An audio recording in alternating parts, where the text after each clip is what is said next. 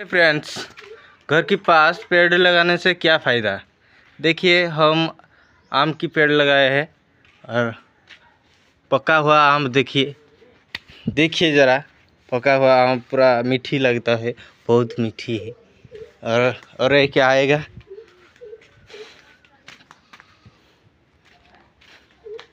मेरा भाई ऊपर चढ़ा है। देखिए, पेड़ के ऊपर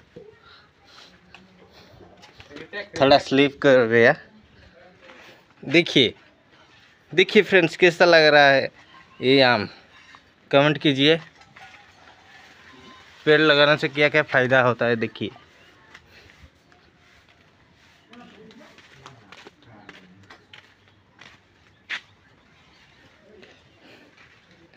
तो कैसे लगा मेरा शॉर्ट ब्लॉग वीडियो, कमेंट कीजिए फ्रेंड्स।